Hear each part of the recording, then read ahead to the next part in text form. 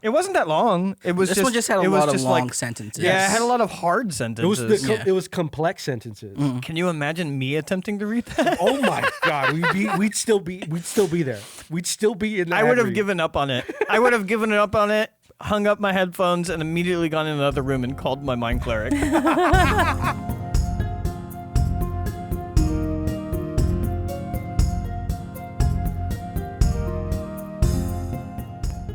Welcome to Take the Damage podcast by Unfortunate Ones. It's so much better without the music and just rolling straight in because it always makes us laugh. From some insanity that we were talking about into this.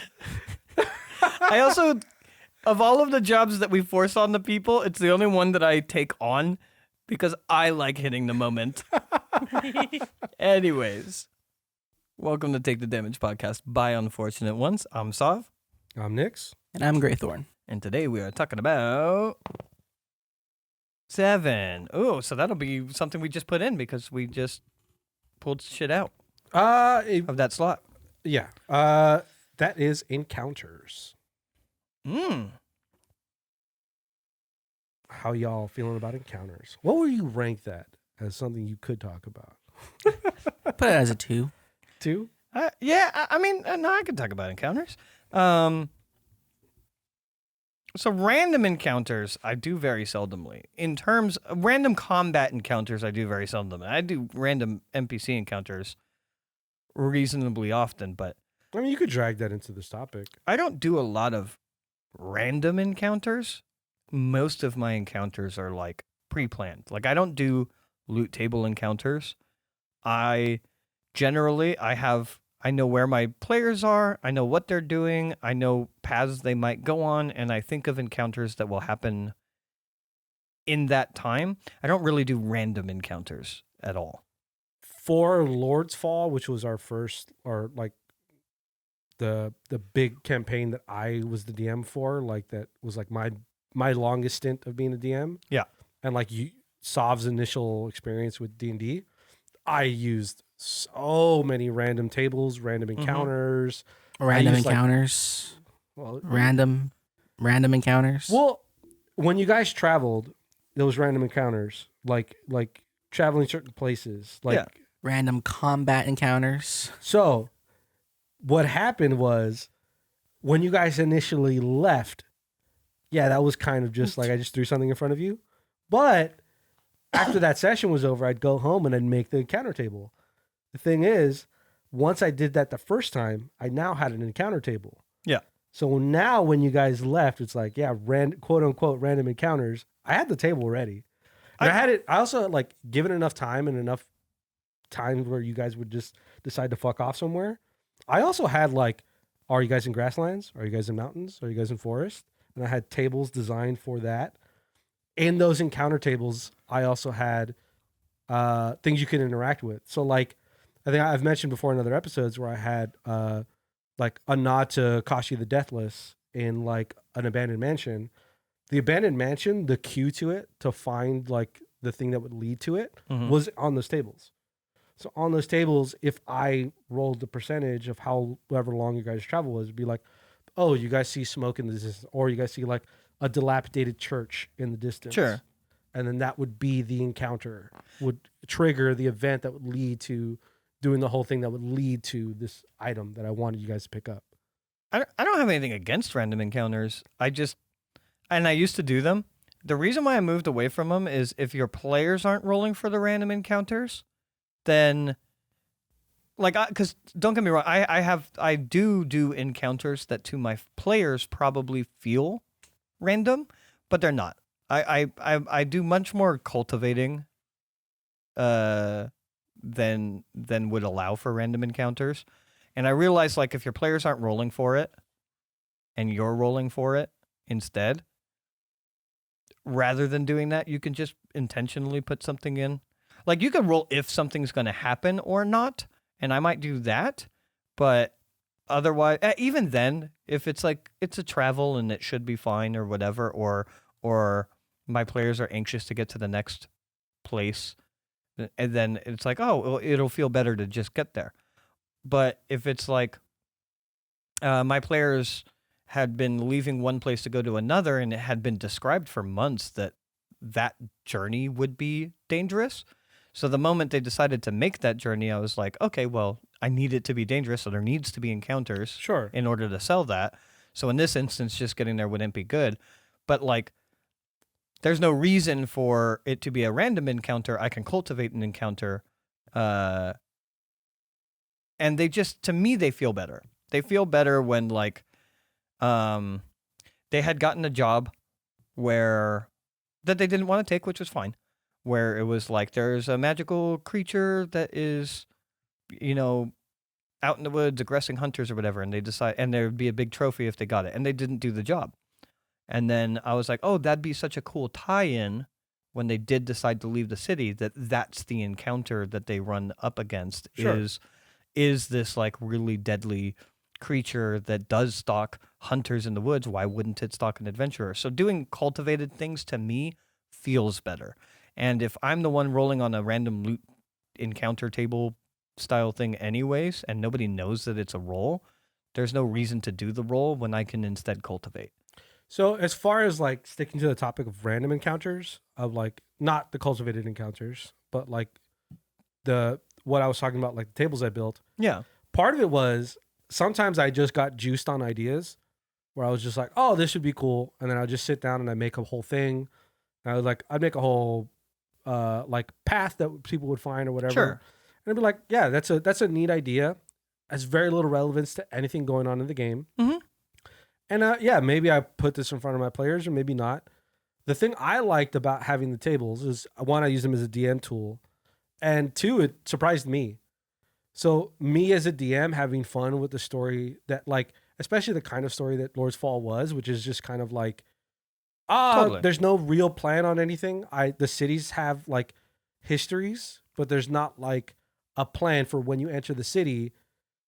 There's not like an event that I'm going to have trigger when you guys enter the city that's like, this is going to happen now. It's like, no. Though at least the way I built that game was, there's a story of the world and there's the city that exists. And you guys are going there for a reason because there's a particular character that has also run to that city and they're interacting in a part of the city. If you go to that city, there's no guarantee in my mind, because it was a freeform campaign, there's no guarantee that you're going to get directly to the place that's going to involve that character. And I don't necessarily even want to push you to be there. I want you guys to look for it. Yeah. So in that idea of such a free-form campaign, I like surprising myself. Where like you guys are running from this city to the next city. It's going to be a 7-day travel. Here's a table for me. We're like, yeah, I'm rolling on it. And like, oh, what do you guys run into? Mostly it's going to be nothing. It's just travel days. But every once in a while, it's like, oh, here's this thing. Let's see if my players want to interact with it. Let's see if my players want to play with it. If they play with it, ooh, there's a little treat for me because I know there's a thing. And even like the Akashi thing that I had, it was in a room that was hidden. Yeah. So like I wanted you guys to have it and I wanted it to be a part of the game, but also for myself is like, it's hidden in a room that if my players don't find it, they don't find it. And I'm completely fine with it. Like it's just a thing that I made and I could put into any game in the future that I want to, or it just exists in my head. Oh, totally. I like the difference to me is that like if I wrote a thing that seems cool styles. that I wanted my players to do, I wouldn't wait for it to come up on the table. I would just put it there. Sure, but again, to me, it's a different. It's almost like totally. a different concept. I could see in like a looser, more casual campaign going back to loot tables or encounter tables. I could see doing that, and I could see like, especially if it's a casual game, I could see like to make it more fun, have the players roll on it and just take turns. Like this time have Gray roll on it and be like, oh, you guys are traveling. I think I did Gray, have you guys do it. You did, and it was fun. Yeah, it was fun for that reason. Like, Yeah. and that was a casual campaign. So like in that situation, if it's a more fast-moving, more casual campaign where people are just moving around, doing whatever, the pirate one we were talking about just before in the pre-show, I could see doing that. I could see having a random encounter table in that style campaign where it's a little more casual, a little more fun, a little more loose, and like turning it over to the players. But like, cool, who's the captain today? Gray, you're the captain today. Gray, as you are traveling from this island to Thieves Cove, for the trip, make me a roll on the table. And especially in the VTT, you can have hidden rolls for loot tables. So I would literally just cultivate an actual table and then have someone roll on it, and then it would show up as question marks in the chat, and then I would have them get into the encounter, and as soon as there's a reveal, I would just flip the message that they had rolled on. So everybody would see the roll happen, and they see the number of the roll, but they don't see the result. Yeah, of course. It shows up as question marks. And then as soon as they see it, I would just click on that message and put reveal. And then it's like, yep, that's a Kraken. Good roll. Is that a modern foundry or is that native? Is that a mod or native? Might be a mod. I could send it to you. Please do. Yeah, because that's cool. I like that. Yeah, yeah, I think it is a mod. Requestable loot tables or something like that, or requestable roll tables. I'll send it to you. But yeah, it's just that I could see for like a more casual campaign. I could see doing that, but it's generally not how I do encounters. For sure. I mean, I liked it for the game that we were playing, and also for like how I structured that particular world. Yeah, which is just like, it was again my first big foray into being the consistent long running DM for, you know, at that point when I was doing a lot of these tables was like already within that first month. Because you guys did a pretty good job of kind of sticking in the city and kind of the particular kind of linear routes from that city and back to the city.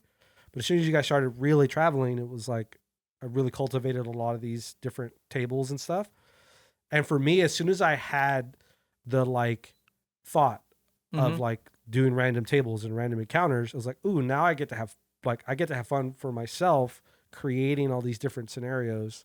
And again, not in any particular way where like I don't need them to happen. They're just fun little ideas where I just get to play with this concept and just have that there, have it exist, and then, you know, the next time I want to build something, or even like the next time I want to make something random, I now have this history that I spent to try to create these different random events and whatever. And so like it helps build that like semi experience with having these different things that my players can interact with.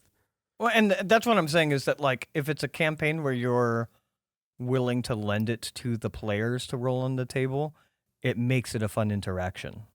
Like it enhances that interactive part, the fun thing for your players to do. Yeah, if you write all of these cool encounters and then leave it to your players to randomly decide which interaction it's going to be. It's a fun interaction. Yeah. I have a cultivated encounter that I'm really excited. It's in the campaign where they decided that they're gonna just, no matter what, build their guild where they are. Sure. They don't know this, and it's after only one player. I'm holding off because we've done a lot of things addressing that player recently, so I want to give space for the other players to have fun and time to play, which is why I'm happy they decided to stick in one city, because it means that I can do it more in a way that makes more sense. But anyways, in the beginning of the campaign, they went to the Shadowfell. They met a vampiric prince, and they fucked him over. And I made him like OP. Yeah. And they fucked him over, and they fucked him over in a way where he was trying to get to the material plane. He had suspicions on how to do it. He sent them to go figure it out. They figured it out, took the power for themselves, and went home. They did this by befriending. So the enemy that they were worried about was a pack of creatures called Shadowhounds that could go back and forth between the material plane and the Shadowfell. And then they went to go. That's what they were saying. That's what the prince was saying. The vampiric prince was like, "Oh, we think that they might have the power. There's rumors that like if you consume the heart of one of the mothers, the Shadowhound mothers, that you would get that power." And he wanted it. So he's like, "Go get me a heart," so to speak. Instead, they ran into a really cool character, an NPC, Nihilus, the hound matron. He's like the shepherd of the hounds. So it's a druid in the Shadowfell that is of the circle of the pack and shepherds these shadowhounds. They befriended this person, and then that person helped them get a heart of one of the hounds and then get back to the material plane. Sure. And I have an encounter that I've been waiting to do, which is one of the characters is a vampire, and they're the ones kind of driving that whole thing, or a Dampier. I have a vampire baddie that works for the prince, who's going to just show up in the town that they're in, call them out in the middle of the street, and then throw Nihilus, the hound matron's head, by that character's feet and be like, yeah, we got the power to come here too. And also you fucked over the prince. Yeah. So here's your recompense. If you best me in combat, you're cool. But I'm here to kill you.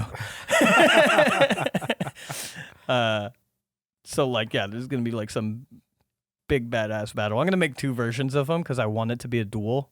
But if the party gets involved, I want it to be a fun combat no matter what. So I'm going to make 2 power levels for this character. But if it's a duel, it would just be a fun little like callback to like way earlier in the campaign when they fucked over a vampiric lord. Oh yeah. I mean, that's great. That's a great like doing that callback to have it so the players feel like, yeah. It also puts into your player's mind that like, oh, sometimes if we fuck people over, there could be consequences. Yeah. I didn't realize that could be a thing. Like, and it's another reason why I want to stretch it out though, is I want them to be more established in that town, because I do have a fear of that player character being like, I need to be able to monologue as this NPC encounter, the vampire that gets sent to do the killing. I need to be able to do my monologue because I want to make it very clear that like no one else is being sent. Also, the prince himself is unable to come to the material plane, so like the power for whatever reason didn't work.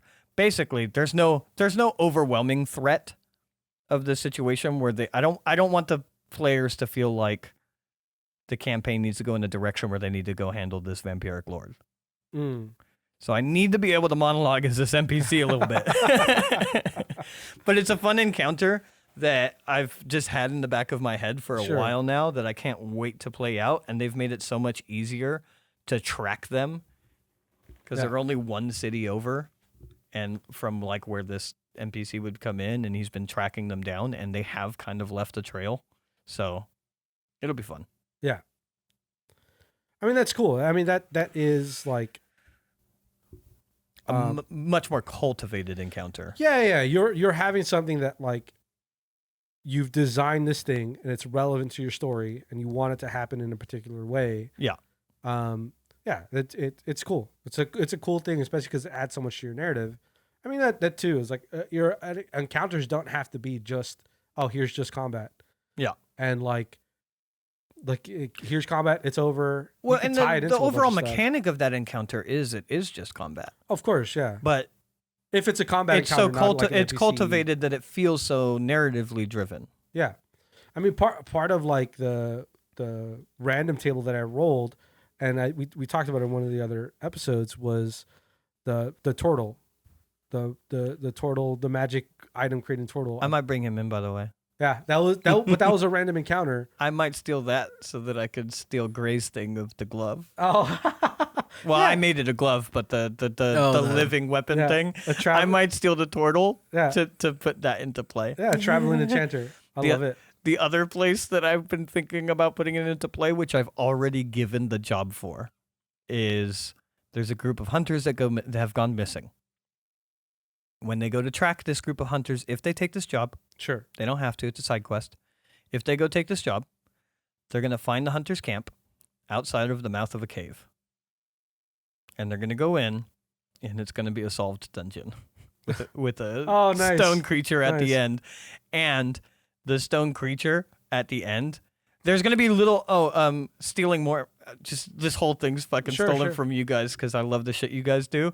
The whole time they're going through this cave, there's going to be rocks that accumulate together, and they're just little like 2-foot rock creatures. Oh, those guys. I love those guys. They're little like 2-foot rock creatures that basically just follow them around, Yeah. and they're just like little cute creatures. When they get to the end, they're all going to accumulate to a massive rock creature, Yes. but into like full form, so full hands and everything like that. And then the rock creature's just gonna put his hand out, and there's clearly a pile of loot behind them, like a treasure trove of shit that this rock creature has. Basically, this rock creature likes shiny things. It's just gonna put its hand out, and they're not gonna know what to do with that. That's the only actual puzzle they're gonna have to solve because the dungeon is solved. Yeah. And if they give him anything, he's just gonna put it on his pile. Like, they're gonna think that's the solution. He's just gonna put it on his pile, and then turn around and put his hand out again. He's just collecting shit for his pile from them. He's not. There's no reward for this. He's just taking shit from them and being like, "That's mine now. Thank you." And then if they decide to leave without their stuff or decide to leave without the loot, cool. If they decide to fight him, they can get the loot. And then if that happens before I bring the turtle in, that's where the glove's gonna be. That's funny. With the living weapon. I mean, I love it that to hear that from you guys were like, oh yeah, this idea that I had or whatever. Yeah. Like oh, I'm gonna put it into my I like this concept. I'm gonna put it. I was like, yeah, dude, that's awesome. Yeah. Like I love the fact that turtle is gonna be in other campaigns. I'm gonna bring him in no matter what. A version of him. It won't be the same kind of character. I can't imagine. Yeah, pretty similar, I think. Yeah. Basically, a slow-speaking turtle that has magical items. He's going to be OP through magical items. Okay. He's going to be OP, so if they try to just steal his cart, fuck them. But then, yeah, like just enchanted shit in his cart, and you can be like, yeah, look at all my cool magical stuff. You could buy stuff from me. I'm a traveling magic item salesman. You know what I was kind of thinking that just to give your players a little bit of a hint to like, I know there's no reward for it, but just to give them a little bit of a hint in the direction of what the big stone golem wants, or the stone creature, is maybe if a character does like a high enough perception check when these smaller creatures start showing up, maybe they could see in the background like one of the little stumpier guys like doing a little cute little stumpy walk. Yeah. He has like a little shiny rock in his hand. Yeah. Or something, like a shiny ring. And he's just like walking off in the distance, just like pitter pattering away. Like whatever. Like not in any, they don't see it in any particular direction. Yeah. It's just walking away from something. Just to give a little bit of clue that these guys like. They like shiny things. stuff. Yeah. Oh, I'm going to have them like poking around at their gear and shit. Not okay, not that'd be good. aggressive, That'd but be good. but I like that too of them like having an item and Just kind of scampering off in the corner. yeah. Yeah. I like those guys. I like that when those little guys when I made them. I like that they're like not necessarily combatants as well. Oh yeah. Until you get to the end, and then there's the great stone creature Yes. that is also not necessarily a combatant, but there's nothing to do here. Like other than leave or fight it, there's nothing to do here. So like they might be compelled to just fight it. It doesn't speak any languages, so Yeah. they can't convince it of anything unless they put an item on it that makes it speak languages, but they don't have that ability. I think my version of them, they could speak the Earth elemental language, and you guys got the comprehend language helm.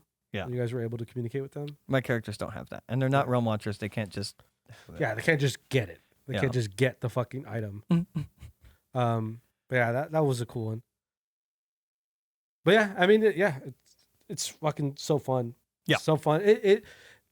It's I think if I was to run like the next game that we're talking about me running for us is the Kobold yeah. Buddy Cop Buddy Cop. thing.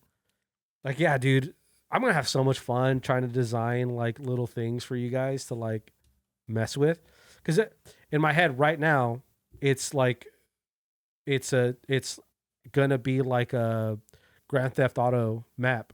Yeah. You have like different parts of the city, Yeah. and different whatever, but it's all like thematically fantasy. Yeah. So like, however far or I think I'm gonna push really far into like the like almost cyberpunk, but fantasy. Punk. Almost modern, but it's fantasy. Yeah, like fantasy like punk, fantasizing what would be modern, having cars, having guns, having things like that, but all fantasy twists. So instead of guns, it's wands. Instead of cars, it's magical carts that drive themselves. Even doing stuff for like in one of the Realm Watchers games that I ran for you guys, where like the city had like cables and like transport things and huge lifts and huge elevators and like just like really pushing this like that cyberpunk fantasy punk aesthetic. Absolutely. Yeah. And then having like grimier parts of the city that you guys can get into and like the like gang infested or thieves guild infested lower ends of the city. Even doing a little bit of nod to like the Ava city that I built where there are layers. Yeah. So you have like the upper or you have the layers you see. Mm-hmm. So you have the city that you see above. There's an underground city, and I might even mess a little bit with like having an underdark city, or like even below the underground. If you guys really wanted to get there, you could, but just kind of like really play with this idea. Yeah. Oh, that's an interesting way to do office buildings. Would be to have like a layered cave system that goes down instead of up, so you just do upside down skyscrapers. Oh yeah, that could be that are like office buildings. And you would have to like part of it could be the reason why you're doing it is like you have like Dugars. They're fucking better. There better be a chief of the guard that just yells at us and makes us turn in our badges all the time. Oh, 100%. You're gonna have a rascally chief of police that just can't stand how you guys operate. We're too reckless. Too reckless out there. Oh, that's how it starts. That should be the start of the campaign. Is him getting yelled at, Gray getting yelled at because of how reckless he is, and that's why he lost his partner. And then I get called in because he needs a new partner, and so as a punishment, he's giving him the rookie. That could easily be like the start of the campaign. I don't know if I want, like, I get that. I don't know if I want a flashback to it. Or are we going for the other guys or Lethal Weapon? It's going to be a bit. It's going to be a mix of it. It's a mix, yeah. It's both. It's a mix of You're other guys. Lethal Weapon, I'm other guys. Yeah. Actually, I think more like your Lethal Weapon, I'm Rush Hour.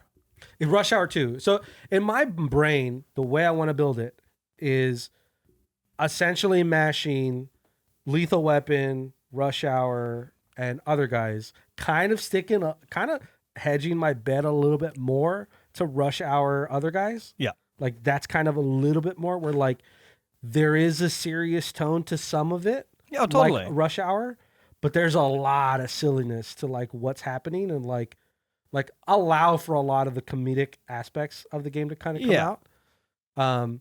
But yeah, that's kind of currently where I have the vision of the game. But I do want to have, part of me wants the opening to be the Gray sitting in the squad car, listening to the radio chatter as you're chatting it up with somebody in the donut shop. Taking too long. Also, letting it sit there. I know this is meta because I'm coming up with the idea, but like Gray gets a call over the radio of like something important happening, and I'm in the coffee shop, just chatting away and whatnot, and then like basically the start of the campaign immediately is him having to make a decision of like, does he go get me or does he wait for me to come out, and how annoying is it to have a rookie on your team? Knowing you and how you want to play the character is, I want to have that like set at the scene with Gray doing his thing, given the initial setup. Then it cuts to you inside the shop and you're talking. Yeah. And in the middle of you talking, cut away back to Gray where he gets here's that thing over the chatter, cut back to you. And then like, again, I think maybe you said this in the pre-show, we're like seeing everything through a camera lens. Yeah. We're like, it's you or the person at the counter over their shoulder looking at you having a conversation, and then Gray in the background outside the window in the car, like how he's reacted to like looking back over to you, like looking to his watch, looking to the radio, like just that kind of like play. Yeah. Just how is Gray going to react? How long are you going to wait here to let him have a conversation as you have a thing? Are you going to honk your horn? Are you going to like talking about flaws that are disruptive to a campaign? I should absolutely forget my badge and my gun places all the time. Like we get in the car, we start driving away, and I'm never gonna, if you'll allow for it, I'm never going to outwardly express where I've placed my items so that I could keep catching Gray off guard where like we drive away in the squad car and then like 2 minutes in I'm like, oh shit, I forgot my wand. Oh, yeah, sure. Anything that organically comes up like that, for sure. You don't have to give me any heads up. Like, yeah, I don't have to put the wand on the counter at the coffee shop. Yeah. I could just later say that I had put it on. Yeah. So that I can make the kobold angry. Yeah. And even like playing with like some of those concepts of like, again, making this where it's kind of a D&D game, but kind of a D&D game that's spoofed on a movie. Yeah. Like I want to do flashbacks, and I want to have like, if you want to like in the middle of a thing, you want to call back to a flashback, even though that isn't quite a flashback. If you want to do that, like, yeah, dude, I'm so open to it. That's such a good mechanic. Yeah. Look up, is the Honey Bear? Yeah. Honey Heist. Honey Heist? Honey Heist is completely based off of. So bring in some Honey Heist rules for flashbacks, and that would be such a great thing where at any point in the game, one of us could just go flashback, and the game pauses no matter what to the flashback. Yeah, I probably put it into like a sub mechanic where it's like, depending on what you're doing and like how I reward you as having good play, or like just something about your character, you get to have like a number of slots that allow you a flashback. Yeah, kind of like Honey Heist. I believe you have like a limited amount. Yeah, but yeah, I'd love again. It's gonna be playing a movie, but as a D&D game, but like this spoof of ideas. Honey Heist fits in with it as well. Again, it's gonna be so wildly off topic. I just realized. Yeah, a little. You know, see on this random encounter we got here. I mean, but it would be, it is pretty much a freeform campaign that is entirely based off of encounters. It would be different encounters that you're going to be going into, which is. Oh, are you not? Do you not want to do like overarching story? No. I will have over the radio. And what you're assigned, there will be those, but there will also be sprinkled in kind of random encounters and different things that you can do. Yeah. But things you can't ignore as a beat cop. The main encounters will have that through line. The main things that you're doing will be like, you guys are dealing with this thing. I don't know if I want to have it where like you have one thing that you're doing throughout the entire, because the whole point is it's going to be short, 6 to 8 sessions. Yeah. Is it like, oh, you have a couple of different things that you deal with that are kind of big, or is it this overarching story? I think I'm leaning more towards like it's an overarching story that is like this big thing that you're dealing with. Kind of, again, like a Rush Hour movie. Yeah. Where like even the smaller things don't seem like they're leading up to the bigger thing, but they end up doing. Yeah. Like, so like, I don't know. I'm still playing with it a little bit, but I do want it, again, it's like a city beat. Yeah. Like if you're just a cop going through a city, there are going to be little different events that you could or could not interact with. So like, there's going to be random encounters. There's also going to be the through line encounters that are telling you your story. It sounds fun. Yeah, should be a good time. Hopefully, I can actually handle it as a DM. Make sure everyone has a good time. We'll make it fun. But yeah, I get what you mean about it being like encounter driven. Yeah, kind of like the pirate one I was talking about, or maybe not pirates, but the boat one I was talking about is like pretty heavily encounter driven, and random encounters as well. Yeah, because it's taking you to an event, taking you to a thing that's happening, and like because it's not like you finding it. It's not like you going and discovering something and whatever. I mean, depending on how you define encounters, like that's literally all of D&D. Like everything is just kind of like an event happening and a thing happening, and then like your characters responding to it. Of course. Well, yeah. Well, the topic is not random encounters. It's just encounters. It's just encounters. To me, encounters is like, it's just like not necessarily the full drive of the narrative. It's just like interactions that happen in the game, whether it be combat or RP or whatever would be. Yeah, like the turtle. The turtle to me, that's an encounter. It's an encounter. Yeah, absolutely. Yeah, definitely. There's like a heavy idea of it happening during travel, but it doesn't have to be just during travel. No. It could be in any of your stays. Yeah. In any location or. So speaking of encounters, I told you I had that idea for that mage, and there's like a specific mission that I want them to go on, and I want the mage to tag along. They met the mage. They think the mage is a bad guy. So that's probably not going to happen. So instead, what I want to do, if you recall, the idea is the mage sees the special weapons, and then there is a blacksmith isolated out in the mountains, a little bit into the tundra waste, and they have to go on this journey to go find them. And the mage wanted to tag along, and he seems like just some random nobody or whatever. And then we had that joke or that idea of the encounter where like a dragon comes in, like an ice dragon or whatever comes in, and he basically tells it to fuck off, and then it does, and it's like, oh, who is this guy? Yeah.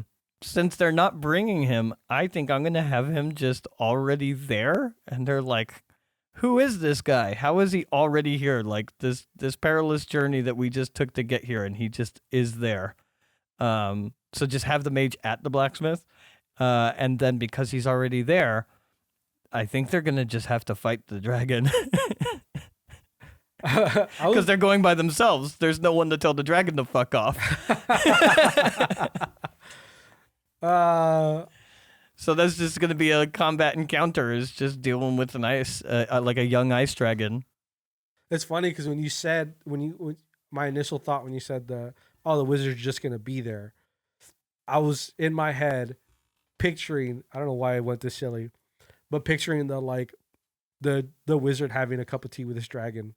Like the dragon's there and the wizard's just having a conversation with him as the players are kind of wandering up, and they meet the wizard and the dragon, and the wizard's just like, as he's having the conversation, sees the players and he goes, oh, so, and then he, has a salutation with the dragon as the dragon wanders off, and then the wizard talks to them. Like he's not at the blacksmith, he's at the dragon. You want to avoid, at least in my mind, not having the dragon in front of the players, so they have to deal with it. Nah, I think just make it a young dragon, and now they have to deal with it. They decided that this mage is a bad guy, and they don't want to befriend him. Fine. You don't want my character? Enjoy the dragon. Enjoy the dragon. You didn't know this was happening, but now you're doing it to yourself. Look, I did establish the dragon showing up when they go. So yeah. So the fact that they're going alone, now you don't have an OP fucking mage with you. I mean, not that they knew he was an OP mage.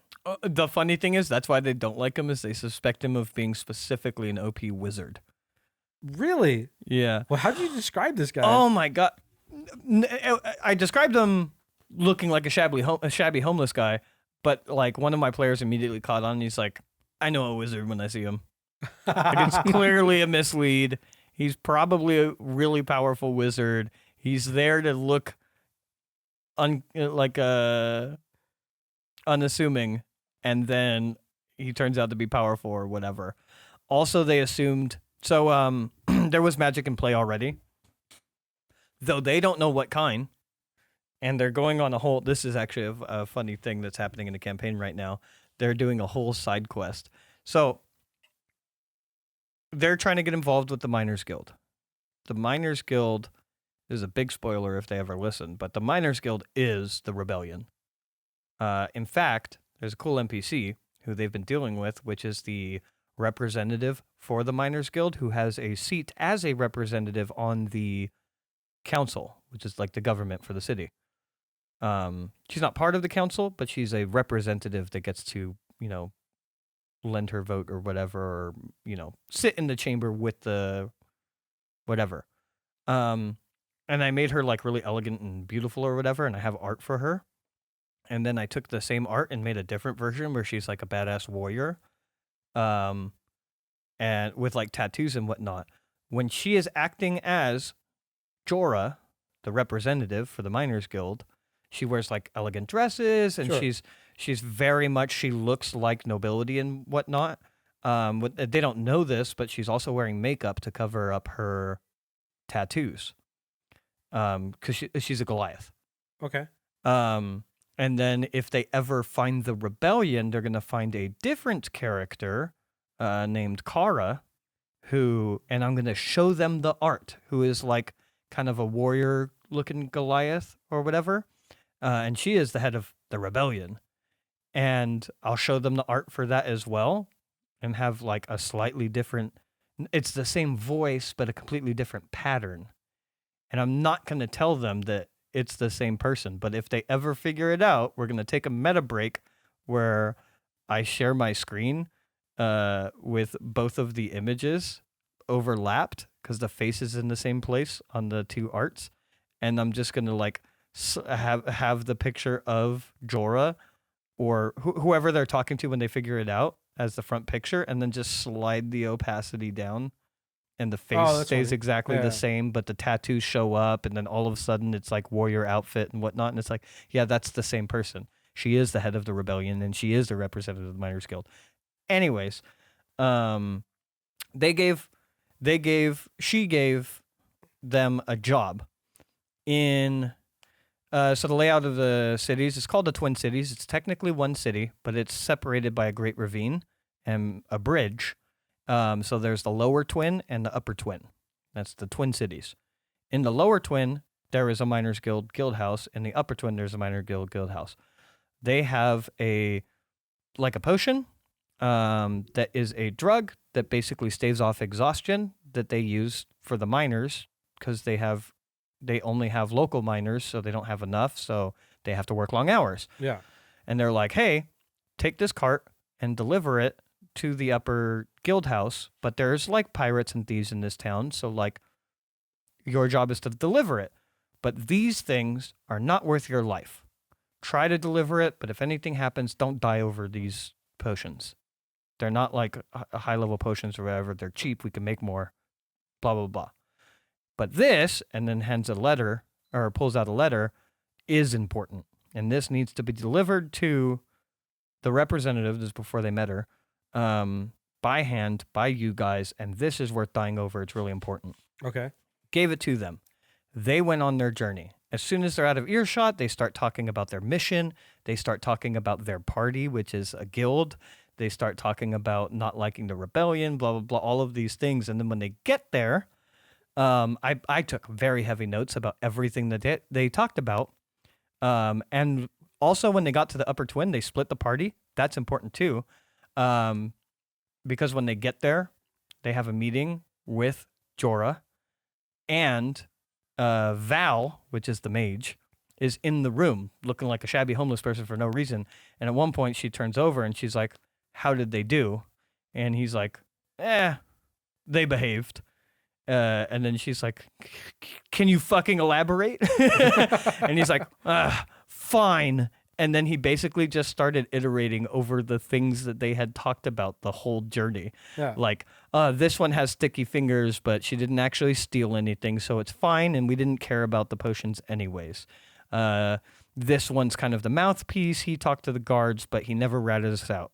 Blah, blah, blah. And just started going over all of the things that they had been doing and saying with just too much information.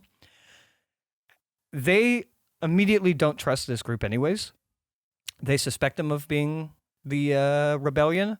They have reasons. They're technically on a open-ended job to take out the rebellion.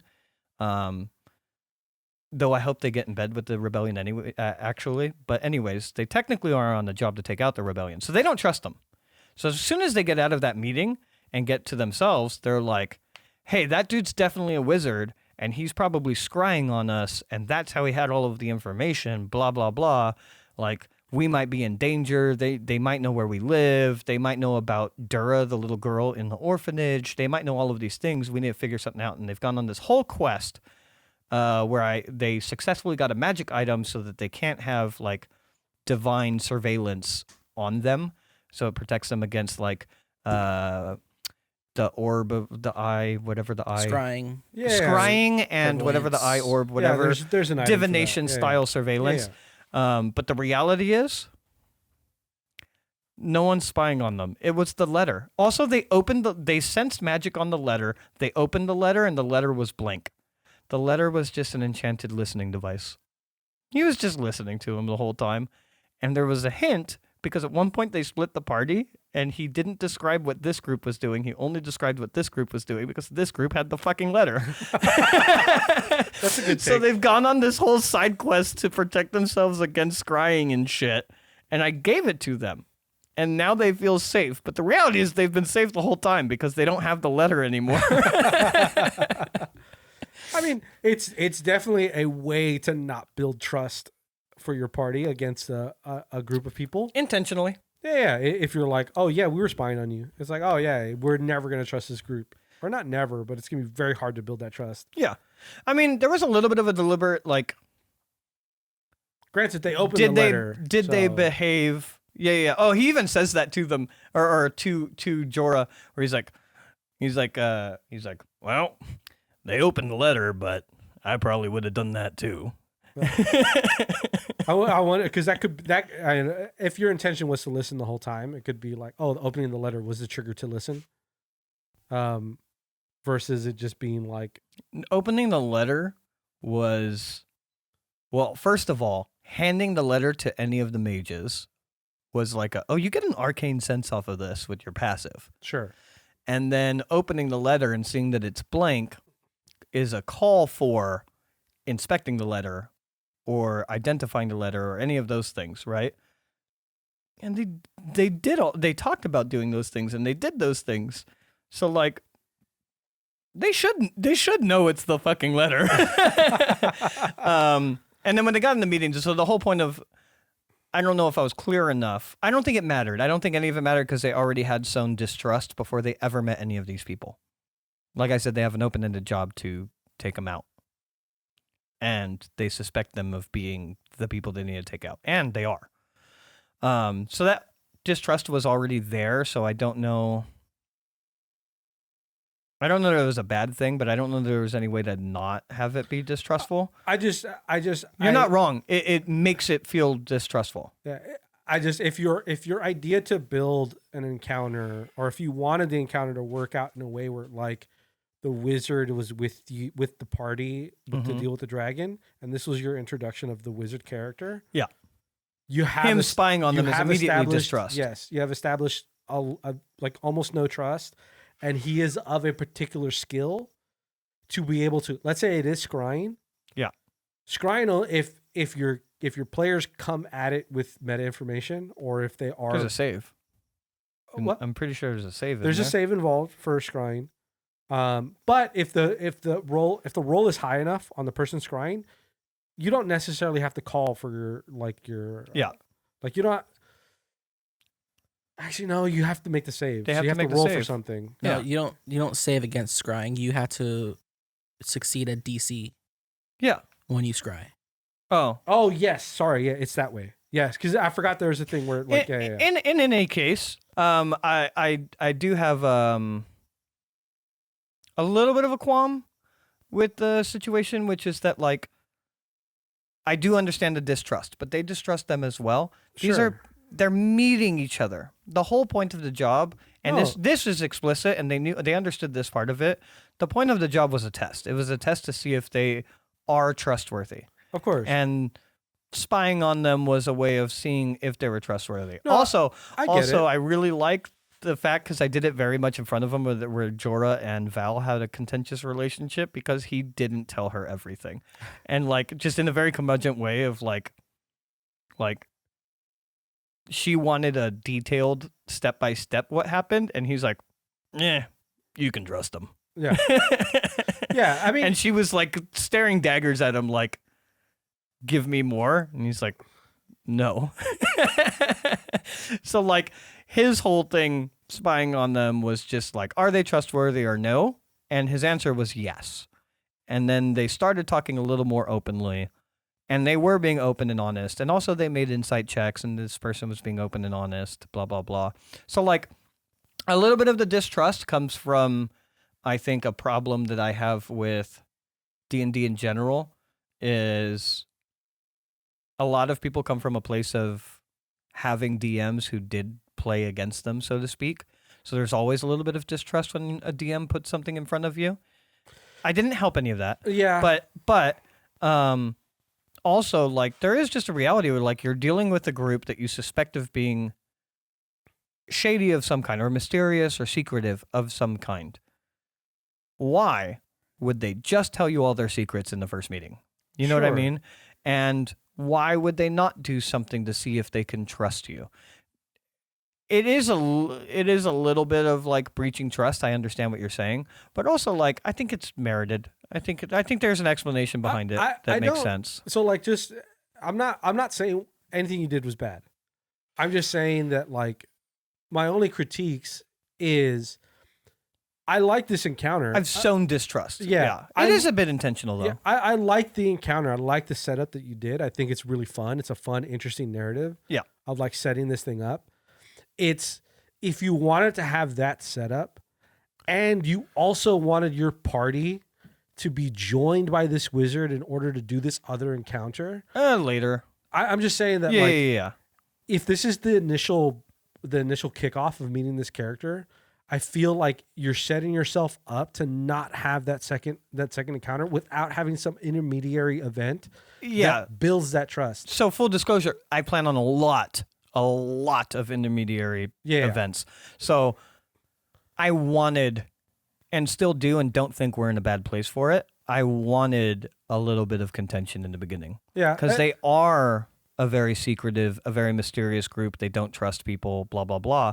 And then when you get in with them, if you get in with them, I'm hoping there's room for dialogue. I'm hoping they just don't go. I don't care, though. They could just go kill her. I don't care. Sure. But I'm hoping for a little bit of dialogue because there's also an opinion that, like, oh, this is a rebellion. It's a bad group. Like, it's a one-dimensional bad group. Sure. And, like, I can't wait for, and I really hope for, room for that group to breathe a bit so that I could show them, like, nah, there's nuance to everything. This group, there's a lot of merit. In fact, the character that dislikes the group the most, dislikes the rebellion the most, they come from an opinion, which was that the Lord that they originally had met, the Lord of the North, was a bad leader. I think me and you have talked about that before, where like basically he's weak. Sure. Because he kneels to the oppressive, invading group, the Guards of the Coast, a different nation essentially that has claimed that they're all the same nation now through occupying the northern cities and whatnot. And the Lord comes from a long line of just kneeling to it. You know, there's a lot of merit why he kneels to it, but it doesn't matter. My player disliked that character. And then the characters believe that the rebellion sent an assassin against the Lord, right? Sure. And that's why they're tasked with taking out the rebellion. When you meet the rebellion is intentionally, specifically designed to line up with the morals of that player character. Oh, okay. So that's why I really want to get into dialogue and to get room for the rebellion to breathe a bit, because like, oh, actually that's the type of leader that player character, who is the most suspicious of the rebellion, that whole group is designed intentionally to be in line with being a strong leader and not just kneeling and blah, blah, blah. So I'm really hoping that they kind of get in bed with the rebellion. Again, it's if you can build up the intermediary kind of events and encounters to be able to like re-sow some trust to be able to get that other event to happen. I think my only, as in hindsight, the only thing I would say is like as a critique to the initial introduction is, I don't know, I don't know the extent. It was like the intentional sown distrust. I wasn't there for the actual event to happen, or like what you actually did in the game. But how much did the wizard disclose? I think if you wanted to have that event and to be able to have the players realize that they were being spied on, it could have been that, like, again, maybe it did play out this way, where the wizard said very superficial things that showed that, like, yes, this person likes eggs in the morning, like, very superficially be able to like hint that like, yeah, I was listening the whole time. And when the person kept pressuring, like, can we trust them? You could trust them. It's like, no, give me more details. It was just like, I'm telling you, you could trust them. Yeah. Like if he really hard-nosed, not disclosed the very specific, like the tells of the characters. Him hard knowing, I think, would have been a good call. Because then he would like, oh, this guy kind of has our back a little bit. And so like, if he then was like, hey, so you guys are doing this thing. Can I, I don't mind going for a walk. And like, he went with like, it's like, oh, okay. I don't like you that much because you were listening on us, but also you didn't rat us out. So like, all right, sure. At least if they get in I kind of want to push one of those intermediary things is for them to find him out in the wild, so to speak. Sure. And have a conversation with him, because I did want to disclose that. I tried to hint at a lot of that. I did want to disclose that. So I'm hoping to get into conversation with him so that I can disclose that. Also, I can disclose because if they asked, he would have just told them it was the letter. It was just part of the job, just part of the test. But and that I'm not spying on you anymore type thing. Also, that's another hint that they should hopefully get, but it's a hint of a mission, which is since they've been in the city, they've had eyes on them. Mm-hmm. Since they've had that meeting, they haven't. So, like, it's just another, like, I want to slowly, basically, like, I've had it start really contentiously, and then I'm slowly backing off of it as they interact. And they have a job to do with them. I want her, the Jorah, I want her to come off as, like, actually, like, caring about her people and actually representing them, blah, blah. I really want them to sit in a council meeting where she fights for her people. Sure. Also, the mining operation is way more successful than anybody other than them know about. Yeah. I think it's just, if that's the goal, just realize that, you're going to have to work to get back to a place where like you could potentially open this olive branch. And the only reason why I'm saying this is just I have plenty of experience. With even sown distrust. Yeah. With setting up things where like, oh, my players just do not trust this situation in any form. It's like, God damn it, that's not what I wanted. If they could sit in a council meeting, they'll realize that Jorah is against the Guards of the Coast, which is a plus in her favor, fights for her people, which is a plus for her favor, blah, blah, blah. I just need to get them to places where they can start learning about they could start learning about the people that they're dealing with in a good light more and more and more. But yeah, at the moment, they don't like the mage. I mean, it's just, it's also like something you said. It's, I think the way that TTRPGs are set up, or a way a lot of people play them, it's way easier, I think, to very obviously so mistrust than it is to obviously so trust. Like, at least I think it's a lot easier to do mistrust, and it could be a little tricky or maybe a little more nuanced to so trust. And to play with that line, I think is really difficult because it could easily swing to mistrust versus like doing like the subtle stuff or doing like the hidden, the like soft messages. But the good news is that I don't care what they do, and they could just kill the fucking rebellion if they of want course. to. So it's a freeform campaign; they could do whatever they want. So like, you're setting all this up to be potentials, and like it could easily be where like none of this matters. They just kill this the head of the snake, and they're just done. Yeah, that's cool. All right. You know what else is cool? I have an idea of something that's pretty cool. Yeah. It's a kind of encounter. It's kind of an encounter. Let's have an encounter with our sponsors. Yeah. Yeah. Here we go. Come on, everybody. Let's get hyped. Let's go and roll. Yeah. On the loot table. Let's go and see who our sponsors will be. Come on. Let's go. Let's go roll on the loot table. All right. Today's sponsor is 6 Adventure Aid. All of us in the TTRPG community find ourselves in a struggle from time to time. dice consistently rolling 4s, failed acrobatics or athletics checks plunging us face first into a thorny rose bush on more than one occasion, turtles giving you bread instead of finely detailed magical item you paid for. Oh my God. Sure, all those things suck, and they may get us feeling bad in a way. But there are times when we need more than just a pat on the back and some dice fudging charity from our GM. Sometimes we need someone who can help us navigate through the forlorn nightmares twisting through our mind as we face off against the unspeakable horrors that I pit you against. I mean, that you encounter on your daring adventures. As you slowly find yourself trudging through the skeleton of a rickety old manor where at the simple creaks and clicks in the walls can be a rat infestation, or mangled eldritch terror slowly picking away at your troubled psyche, catching yourself whispering conspiratorial machinations to that sword that swears your own party is out to get you. Oh my God, good. That is when it's time to seek proper aid. Adventure Aid. Adventure Aid is a service that connects you to thousands of veteran clerics trained in the art of therapy. Just sign up to Adventure Aid and fill out their onboarding questionnaire to help seek the right kind of cleric just for you.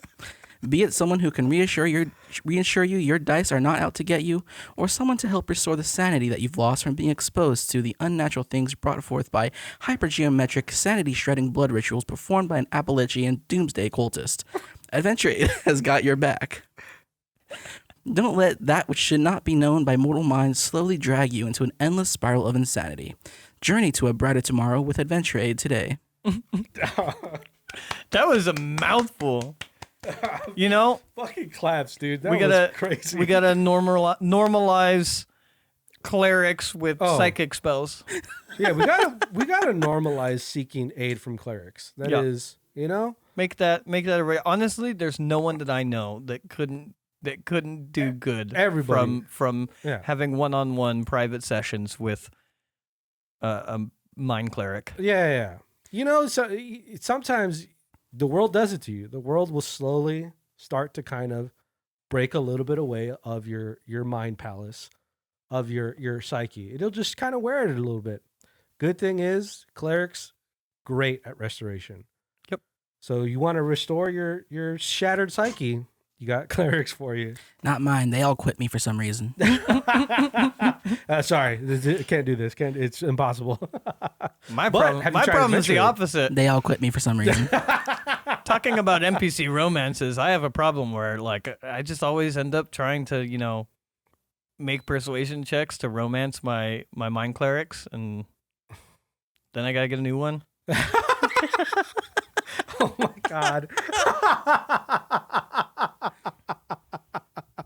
That's funny. Dude, that was so good. That was so fun. That was fucking wordy, man. Dude, you like that was or not wordy. That was like impressive. Like very complicated sentences in there with like just back to back fucking big words. Yeah. It was that fun, the though. one that you mentioned that was like one of the longer ones? Or No. there's one. Oh my God. It wasn't that long. It was This just one just had a it was lot of just long like, sentences. Yeah, it had a lot of hard It sentences. was Yeah. it was complex sentences. Can you imagine me attempting to read that? Oh my God. We'd still be there. We'd still be in the I would have ad read. given up on it. I would have given up on it, hung up my headphones, and immediately gone in another room and called my mind cleric. There were parts in this. I tried reading this over a lot to myself. Sure. And there are parts there I'm like, I want to read this in a different voice when I get to this part. Like when you catch yourself whispering into your talking sword that you swear your party is out to get you constantly. You know, I kind of want to do that. Yeah. You did a It's little really bit. difficult. Not as much as played I with wanted. it. Not as much as I wanted to, but Yeah. you know, That's all right. it's I like that one. That was a good one. Yeah. I mean, this is the difference between our old ad read where we kind of like read there was so through much it. love in that. Also, the fact that Turtles came up in Oh, this God. conversation, Yeah. and then Turtles Oh, were dude, in it the fits ad. so good. It fits so good. There's one more in another ad. That's so good. Beautiful. It's also Oh, funny. man. I loved it. All right, Great ad read. encounters. Gray, you've been very quiet. How do you do encounters in your? Hold on, let me in your bulldoze real game? quick. Okay. Hold on. As soon as I start talking, we got to go to another ad. Oh, yeah. Um, if I had it up, I would have played Table ready. I would have played the song. I would do it. I don't make tables per se. Mm-hmm. I did once upon a time, but I found that it's just to too much for too little, in my opinion. I do random encounters on travel, and I weight it on whether the place is safe or not. Mm-hmm. I usually go in my head like anything below a 10 is not safe, Sure. is bad, and if the place is safer, then I lower that number. I do random encounters a lot for travel, and though I do not like random encounters, especially random combat encounters, I find that the encounters that I like the most are planned, but the encounters that make the most work and my players like the most tend to be from random encounters. Mm-hmm. So like, there was a random encounter kobold. Had a big old like I don't know, like samurai hat, Oh, okay. like one of those rain hats, Yeah. Yeah. and they loved them, of course. Of course. Random one-off character I made on the spot, Yeah. and they just like, hey, did we ever find that guy again? I'm like, no, he gave him the wrong directions. He has no idea where he's going. So in your head, when you're talking about like a random encounter, you don't have like you said, it's on the spot. You're just kind of running the numbers of, is there just something gonna happen? Yeah, I do like so I do like the rating of what the encounter is. Okay. 20 is a really good one. 1 is a really bad one, and then there's all the in betweens and stuff. And good and bad, that's not necessarily determining combat oriented. Not necessarily. Okay. It could just be like, you're in a place that's xenophobic. There's a bunch of guys who look like they're guards of some sort. They're gonna investigate you because Sure. you're not from here. Of course. So that could be a bad one. Yeah. And then to determine whether it happens or not, I usually just roll a luck check. Okay. And Yeah. I'll say like, hey, there's they're traveling for 4 days. I got 4 players. Each of you roll me a d20, and then each of you roll me a luck check afterwards, and then I'll just go off of that. Yeah, based off of those numbers, just kind of wing something. Yeah. Okay. I do more like, for me, it's like there's like a internal clock, like a timer of like, they've not had an encounter. They've not had something come to them in a while. And that's when I kind of put in encounters. In that case, I'll just do a regular. I won't even make it random. I'll just say, hey, something kind of interesting happening off in the distance. Yeah. In the middle of the night, you hear noises that aren't typical to this area. Sure. Yeah. So, you hear wyvern sounds. I have a question about something you said. When you said you did used to use tables, Mhm. was that when you were still relatively new to DMing, or like? Mhm. Because I was about to say that is, right now, if I was to building the Kobold Buddy Cop thing, I don't think I would use tables. Like the random encounters would just be things that would just exist in the world. I do think the tables at least feels like a tool for somebody who's relatively new to DMing. Yeah. Like, Or a casual campaign, like we were saying. or casual, or very specifically designed campaign, or if you're not very familiar with like the concept of just running an encounter, Yeah. you kind of look it up to be like, oh, I kind of need to prep this for myself to have like the ideas to run with. I'd also say that places that are very like set in stone as to where they are and what they are, Yeah. a table would also work well. So like if your players spend a lot of time in a particular city, Sure. or they come back to a city a lot, there are things happening there you can just throw onto a table. And it's like, hell, they spend most of their time in the adventurous district of the Sure. the capital. So you just say, I wrote a table for the adventurous district of the capital, and you throw whatever on there. Yeah, of You see course. some cool adventurers, or you see some guy who looks like he just got halfway murdered by somebody. How often in your encounter scenarios, how often is a kobold involved? There's at least one a campaign, I can see that. usually pretty early. So like, Well, specifically a dog kobold. When I say kobold, I kind of mean your dog kobolds. yeah, there's usually at least one a campaign, and usually pretty early. So for like the last one, my last freeform campaign, they came across a dog kobold named Ronan, Sure. and he had a magical hat that wasn't sealed properly, so it just looks blazingly magical, and all it really does is allow him to see stuff without getting things in his eyes. He tells time. He thinks it's a hat that allows him to tell time, Okay. which doesn't actually work that way. He just looks up at the sun and sees that the sun's directly above. So he's like, yeah, noon. That's hilarious. And my players don't know that. They think it's something super magical, but he's too much of a dog kobold to know what it is. Oh my God. I kind of want to play with that idea too. Where like just in that, like that's such a funny idea of like Something ultra mundane. ultra mundane, But then it's like not enchanted properly, so it's just flowing with magic. yeah, So it's something like I that. gotta have that. And even that idea too, but the idea that like a dog kobold thinking that like there's an item that's doing a very particular thing, and when he thinks about, oh, what time is it? My brain is telling me it's 9 o'clock. It's 9 o'clock because the hat's doing it. Mhm. It's like no. You think it's 9 o'clock, and you're saying it's 9 o'clock, and everyone around you is like, "Oh, it's the magic hat that's telling him what time it is." Like, no, he's just making making up time. shit Like, up. but to like play off that idea and do other stuff with it, like, oh man, that's really fun. Yeah, and then there was another kobold. There were a bunch of hostile dog kobolds in the previous long form, Mm-hmm. where they're like they had a bunch of like seaweed or like kelp ghillie suits, Okay. and they came across them, and they're like a dog kobold turf war, and one of those sides just had kelp ghillie suits, and that was random encounters. There was another one, this time a cat kobold who was a Yeah. merchant, and he just sold wonky magical items, and one of my players thought him very notable because he sold a belt, and he described the belt as it makes people like you more. Mm-hmm. So they took it as, oh, it's charisma bonus. It made them into an attractive female. They were like a burly guy, and then now they're an attractive female. That's hilarious. And it's also cursed, so they couldn't take it off. Got to hit them with the classics. Oh, that's good. I tried playing with some cursed items, but nothing ever stuck. It's funny. That also reminded me of something I was gonna say to Sav. Your character, your whatever uses makeup. Is there any reason in particular why you didn't use like glamour magic versus makeup? Just didn't think about it. Oh, okay. I just wanted to ask that. I don't know if there was like a level of low magic in your world. There tends to be a level of low magic in all of my worlds. That's why I was curious. 'Cause Yeah. I know you like to play that way. Your imagination runs that way. Also just like I like magic and I like magical items, but I like them to be like more rare and important and powerful, and like Yeah.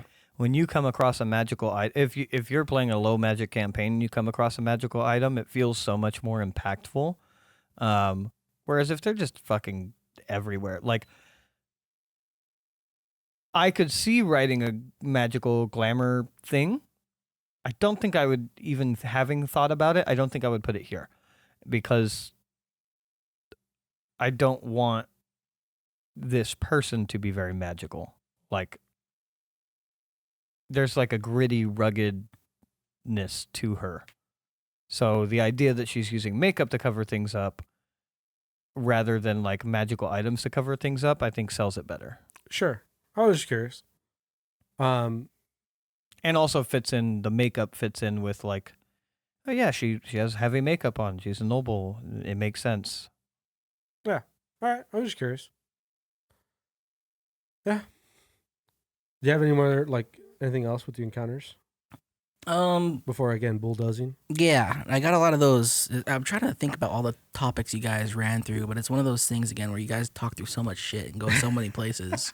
Sorry. And so off topic. Yeah, And also, if you're not fighting your way in to Yeah. get into the conversation, but it's I'm not. Yeah. Well, you said thing about cultivated encounters. Yeah. I do that a lot. Yeah. Yeah. A lot. And oftentimes to try and show people that there are consequences to what they do in this world. Mhm. If you kill a bunch of people in a rather wealthy kind of shady establishment, you're gonna have a bunch of guys coming to kill you Oh, 2 yeah. months down the road. Yeah. And I think it's great. I think that's a great tool to show to especially show your players like, hey, you can't just do these things. Oh yeah, there are. Look, it's not just the player party. There are other people that have tragic backgrounds. You are making them. exactly. You killed my brother. Not just that style of like cultivated, but like even just a more mundane one.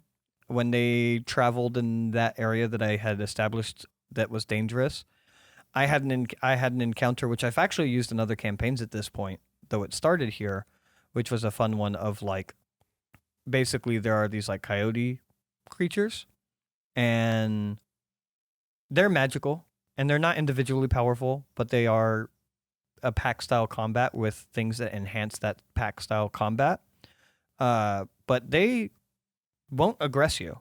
So like it's one of those things where like I just have the tension rise and rise and rise to try and coax my players or give the feeling that I'm coaxing them into like where they're like, all right, fuck this, let's just go kill these things. And if you do, it's very bad. It's very bad if you do, because like they could fuck you up pretty bad. And especially with my party, when they were traveling in this air quotes dangerous area, they had NPCs with them that they cared about deeply. So like it would be even worse if they got into a bad situation. But that encounter is specifically designed where like unless you kind of do something that calls these creatures to you, they do just leave you alone. Mm-hmm. So it's like rising tension, rising tension, rising tension, and then slowly releasing tension, releasing tension, releasing tension if you do nothing about it. And then I usually like congratulate them in a meta conversation where I'm like, yeah, that would have been really bad. You guys nailed it by not panicking into a combat. Oh, yeah. Like being mindful and blah, blah, blah. And it's a great encounter to be able to solidify that into your campaign and into the minds of your players, to be like, you don't have to fight everything. And sometimes not fighting things works out in your favor. Don't just go fight everything, you know? Oh, it's kind of like that reminded me of the I think we mentioned it a couple of times before, was the Realm Watcher thing that I did to one of your characters, which inspired by Princess Mononoke, where there's a part of the movie where the hero is kind of running through a village as it's getting massacred by like an army. It's just like innocent village people that are just getting slaughtered because that's how war was. Yep. You know, that's how war is. And so like I threw that in front of your watcher and like, yeah, you're on a mission. You're doing this thing. And now there's this thing over here. It is a war that's happening that's killing innocent people. Yep. And you can go deal with that. This would technically be an encounter of a kind where you can deal with this army, and you were going to be strong enough. Your character, the Realm Watcher character, was strong enough for a relatively mundane army. Yeah. Like these were just regular soldiers, regular citizen soldiers.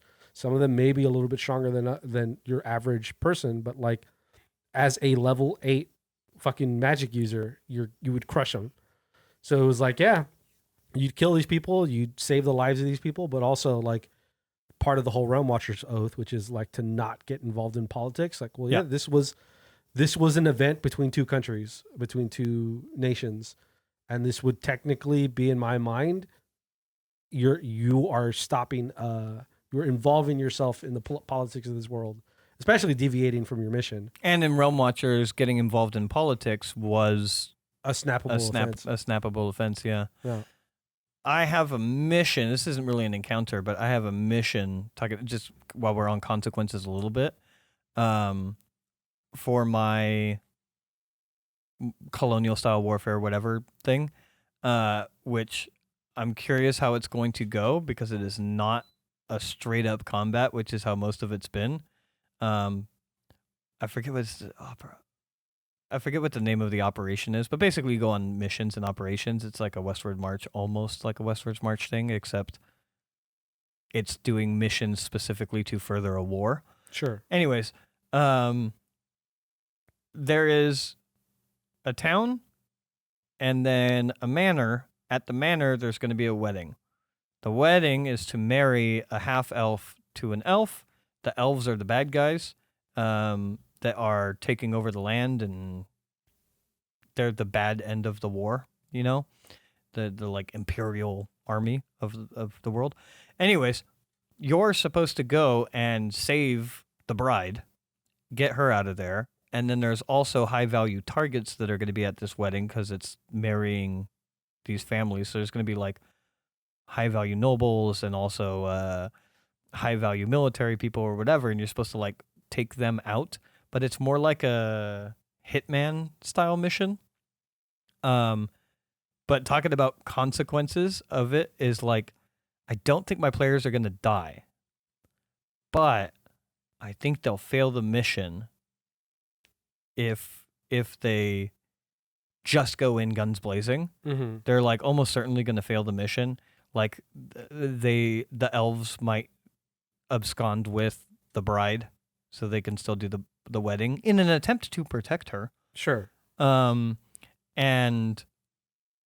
yeah, I think a cool way to write missions, kind of like you just said, where like you have an encounter, you could have a mission or a goal or whatever that your players are actually doing, and then establish a clock beforehand, tempt them with the side quest, and if they do the side quest, when they get back to the mission's failed. Yeah.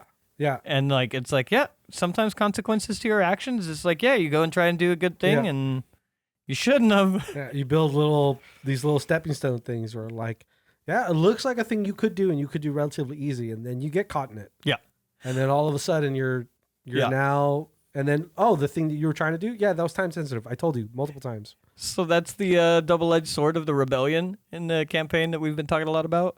Is the rebellion is somewhat smart. It's not really a rebellion; it's an uprising. Rebellion's the word they keep using. But anyways, Kara is not trying to become the leader of the North. Her plans are much more like covert. It's kind of like being an inconvenience until the occupying force leaves. And it's still good, and it's still strong, and it's still helping the people. And it's intentionally written in a way that player character would be interested in. But there is room for over-empowering this leader of the uprising, where if the player party involves themselves and convinces her to take over the North is going to get absolutely wrecked. Mm-hmm.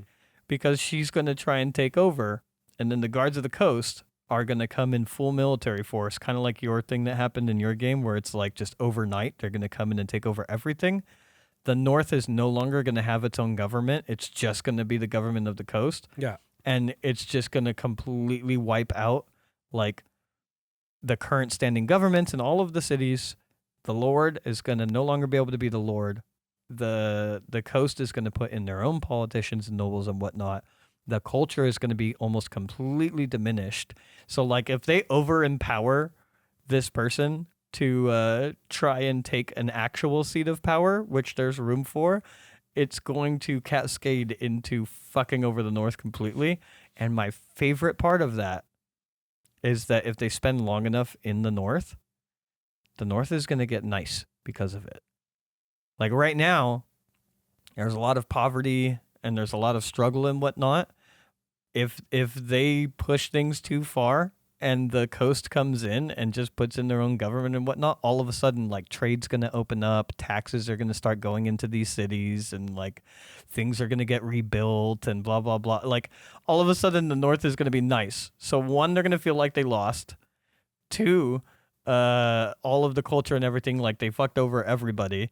And three, it's gonna like become nice cities. It's just gonna be like a weird fucking. Yeah. That's funny. Oh, the oppressive force comes in and like kills a lot of people, and it's like this horrible thing that happens. And they're like, oh, we fucked this place over, and then it becomes like a nice place. Like there's like arts districts now. Yeah.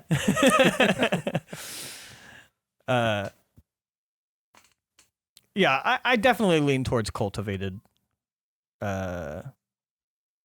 encounters. I very much. I mean, it makes sense in that, like, especially with how you've been running games, or like, if you're trying to be very narratively focused, and it's not even a particular narrative, it's like it doesn't have to be that like you want to linearly drive your players to tell a particular story, yeah. But like, if you want to make sure that your players kind of have certain things that they're going through, like, yeah, a cultivated encounter really helps kind of drive a sense of a story versus like. Well, it also just random makes stuff that's encounters happening. feel important. Like I put a bunch of people that had like guns and whatnot, and one of my players uses guns, so that like I did that intentionally as an encounter for them to have a group of people they might want to get involved with that is in line with one of my players. Yeah. It was never explicit, but I know my player would be interested in it, so like that's a fun thing. I have an encounter that I have open-ended for for my player parties to get involved with, which is like an Eldritch Horror, which I know one of my other players is super into. Sure. So like, that's kind of what I mean by cultivated is like I can draw on my players, I can draw on current narrative strings, I can use them as a tool to give them another path that they can go on, rather than it just being like, here's a combat. You know what I mean? Yeah. Versus like the on my table was like, here's a cave with a cyclops in it. Yeah. Here's a dilapidated church that has a bunch of specters in it, and there's like an item in there. Yeah. Like, yeah, it's being able to make something that is relevant to the players versus Or again, the story, or the world. Yeah. But even like we said earlier, I think that random table that again, Well, you can make it have points, but like it's I think it's a really good tool for somebody who's starting out, somebody who's oh, definitely. It definitely makes things easier, to like be able to put just things in action your and world. shit into your game. I do think what I could use random encounters for, and I might start getting a little bit of inspiration from what you were saying. You were talking about like having situations gray. where, You being gray. yeah, sorry. Gray was talking about like kind of rolling for quality of encounter. I could see rolling on if something happens, so to speak, but all of them being low as a way of expanding a living world. We're like, okay, they're not a combat random encounter, not an important narrative random encounter, but you guys are traveling. It's not in a dangerous area, or even if it is in a dangerous area, roll for does something happen? Yes, something happens. Okay. You guys see a cart heading in the opposite direction from the city that you guys are traveling to. You don't know anything about the city, and there's a little family on the cart. They look like a little family of merchants or whatever. Do you guys talk to them or whatever? And then, like, if they do, you could have dialogue. They could maybe learn something about the city, or they just get a little taste of who is traveling from point A to point B. Is it important? No. But that would definitely make it feel like a living world where things are happening regardless of the players. Yeah, one of my more favorite storylines that never got completed happened because of one of those encounters. My players are traveling to a place, and then they see like a group of people in white robes along the river doing some sort of ritual with like a box in front of them. Yeah. And they open the box, and it's like a hot box where, you'd stuff someone inside to punish them. Yeah. But to them, it was like a divine ritual that prepares a sacrifice. Right. And, the monster shows up. The guy sacrifices himself as a live meal. And then my players interacted with that, and they learned that there are people who worship fey beasts out there. And in my world, fey beasts are like they're creatures that feed off souls, essentially. Okay. And so Man, then they you went love things eating souls, huh? souls. Souls. And so then they followed that entire storyline, which I only really had a little bits and pieces of, and then I turned into a big old thing, and they kind of followed it like a fourth of the way. But it's still it's one of those things that I love to do. I love to make world building things. Oh, Yeah. I have two things that I wanted to say. One was, I do think I need to pay attention to you more when you DM, because I do love how good you are at creating like a living world. That's probably one of the bigger compliments. At least I feel like I do give you. I think I'm about- going to use roll tables now, Yeah. like as a compliment to that. Yeah, because you do a really good job of making the world feel like it's lived in. The second thing I want to say is, fucking Christ, that idea is so crazy to ritualistically create a cult that likes giving their sacrificee or their patron a hot meal. What a fucking wild concept that you just threw out there, which is just like, yeah, that's crazy. And he treated his people well. That's so fun. So like, yeah, the concept of like, yeah, Dark, but not fun. only is this person self-sacrificing themselves, or like, yeah, I've seen that plenty of times in stories where like, oh, you go try to stop it. It's like, no, I'm willing to do this. I want to do this because this is my patron. He takes care of the generations I belong to. The chaotic good characters like, we got to stop this. Yeah, we got to exactly. fight that monster that just killed that guy. Yeah, like- we got to kill these people. No, I was like, no, I'm making this choice voluntarily. Yeah, and why that's are you stopping me? They argued with them too. Yeah. And so yeah, But- it was- As part of that process, the guy'd be like, well, I don't want to give him a warm meal. Like, I'm body temperature. I Yeah. like my food hot. Well, let me get hot. yeah, put me in the sun for a few hours. So That's that way hilarious. Lord Akrosh could have a good meal. Hey, throw some onions in this bad boy. Let's get some. Throw some onion. Put me in a stew. I think I'm actually like this week immediately gonna make at least for the Twin Cities Yeah. a random table for living world stuff. It's not stuff necessarily like I'm talking about like even the majority of it is like not even things to interact with, just like you see a group of adventurers walking through the city, and then my players go, "Oh, we don't care about that." Okay, then don't interact with it. Yeah. But like, I think the more you do it, you just get a feeling for the city, and like, yeah, you see a kid bump into someone, and then after he gets like 10 feet away, you see him like checking his hands and dipping into an alleyway. It's like you could follow the kid, and I will make it into a narrative if you follow the kid. Sure. Or you could just accept that pickpockets exist in this city. Like I think I'm gonna start using roll Yeah, tables there's for a- low end encounters of like just living world stuff. Yeah. There's a level of like, you can intuit it. It's kind of like the whole thing where like people talk about like, you don't have to role play your character going to the bathroom.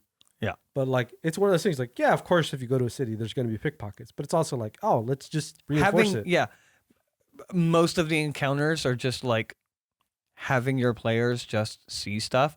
I Yeah. can see a little bit of awkwardness in the beginning where my players are going to feel the need to interact with everything. But I mean, if my players feel the drive to interact with something, then that's also a good thing. Yeah. So like, cool. Go figure out the pickpockets. And now I, as a DM, have to make that important somehow. But like, or just leave it. And like just things like that. A roll on the table. You walk up and you see someone boarding up their shop. And you go and talk to them and they're like, yep, couldn't pay my taxes. And that's like kind of the gist of the conversation. Cool. It makes the world feel like a place. Or there's just a noodle shop that has a grand opening side on it and you see a big line. Yeah, it's perfect kind of random encounter. I might actually make a random encounter, a low stakes random encounter list. For the living world. Yeah. Yeah. And none of it interacts with the party. Yeah. It's all just environmental stuff that happens around the party. I might make living world tables now based on this conversation. Well, that's cool. I'm inspired. Steal. Deal. It wasn't fully what you were talking about, but it did inspire me. Yeah. It sits in line with like the idea that I would have a table for a specific place. Yeah. I mean, don't get me wrong. As much as I'm good, I do want to try to steal the idea of hot meals. Hot meals. Sacrificing. I would like to have them have like a robe that's like mesh that has pockets in it where they stuff like carrots and They onions. before they go, they get dusted with a little bit of A salt little and bit of pepper. No, they do it to themselves. They have the pile of salt, and then they do that like crash the prayer hands as they voluntarily put the salt on themselves. I can't believe I haven't thought about this before, and I'm gonna throw it into this same campaign. Put an apple in their mouth. Someone gets a brush and does this with like stock. Sorry. I like the stew idea. I like the idea of it being a stew. Tattooed with barbecue sauce. Like you go there and you start getting side quest shit where they're like, can you go pick five red flowers, blah blah blah, and you're like, all right, I guess, and then you go do it and they just throw it in the stew. Sorry, what were you enjoy gonna it. say? I can't believe I've never thought about this before. But just a funny or a fun thing to play out. There's not enough gay bars in fantasy settings. No, I'm not talking brothels. I'm not talking going over the top. Oh yeah, just a gay bar. Just a gay bar. Yeah. Just a gay bar. It just exists. And also with the community where it's at and like the players that I have, I have a lot of players that would appreciate that. Yeah, I think for the most part, our level of interaction with it and even stuff I've seen, it's just like nobody asked for it. Yeah. But like if players asked for it, I imagine it would show up. Like Yeah, but, like, immediately. I like the idea of putting it in without it being Yeah. asked for. Yeah, if I they also just- like the idea of like it's. I'm talking unassuming as well. Where you go to a bar and this is just a bar that you can get a drink at and have a conversation with your party and whatnot. It's not. This isn't a story hook, but like, who has the highest passive perception? Cool. It's gray. Gray. You notice that it's like predominantly dudes in here. Like there's a couple of chicks, but it's predominantly dudes. Also, like, the more you pay attention to this, give me a perception check. Cool. Dirty 20. You do see a lot of, like, dudes going up to other dudes and, like, buying them a drink. And just, like, subtle hints over the course. And it's like, yeah, it's a gay bar. You're in a gay bar. Yeah. Anyways, what are you guys doing? It's also like the frequency that people just like, oh, they go to taverns. Yeah, it should statistically just happen that like, oh, you go to a new city, you have no idea, you see that there's a tavern, and you go in there. Why isn't it a gay tavern? Yeah. Or like a lesbian tavern, or like a whatever. Like yeah, why not? That'd be fun. Again, and like it's like nothing. It's like oh yeah, you see these things. Anyways, yeah, what are you guys doing? Talking about dungeons. BDSM club. Oh my god. A magical BDSM club. There's a guy in the basement throwing salt on himself. Ooh, well, the basement's even worse because, like, on the top level, yeah, you're getting the whips and the tassels and the leather daddies and whatnot, and then like, there's like VIP, and then they're like, I don't think you're ready to go to the VIP room, and then like, the player's like, well, I want to make a persuasion check to go into the VIP room. Oh, dirty 20. And you're like, all right. And you go in there, and the reason why it's the VIP room is like, these are the ones that are really serious about it. How serious? These are the ones that are using magical healing to Yeah. recover from some of the more serious. Oh yeah. I made one of those places, and that's why one of my characters had like 7 bounty hunters on him. Oh. Yeah. I was about to say, when you get to BDSM style stuff in D&D or TTRPGs, and you start involving clerics and healers, Oh, yeah. We're getting real you're getting into extreme. territory. What is Restoration? that? Oh, we need a regeneration over here. Oh my god! Yeah, we might need a revivify as well. Oh my Yeah. god, it'd be crazy. People, as you're getting chained up, and be like, so, what level are we talking about? Should I cast Spare the Dying on you? I think that's at default. You walk in, spare the time. Default Spare the Dying. Oh my gosh, if it's a cleric going into the club and they know what it is, it's like, yeah, they seem to be like saying some type of incantation or whatever. Actually, you recognize it. It's Spare the Dying. There's just a cleric of the grave in the corner. Spare the dying. I Spare know the dying. he's the Spare the crazy thing dying. was if he's so nonchalant, he's reading a book in the corner. Cast a spell. He's like, "Hey, buddy, I need revivify in room F." He's like, all right. Healing hands. They just intentionally giving you curses and then healing them. Well, look, have you ever wanted to feel the sensation of what it is to be turned into a vampire? We could do that for you. Yeah. But we can't have vampires walking around the city. So, like, Yeah. at the end, we're going to greater restoration you. If this is the end of our encounters episode, this is the wildest end where we just took a corner turn. Well, you do it as an encounter where you, like, you meet someone and you're like, oh, yeah, like, there seems to be an adventurer walking down the street. But his gear seems kind of strange, and your players start interacting with them. It's like, like there's a lot of leather, but you realize like there's a lot of skin showing as well. It doesn't look like the leather is necessarily armor. And the whole time through the conversation, he's just like, "Oh yeah, I go to this club if you're interested." Now that's an encounter.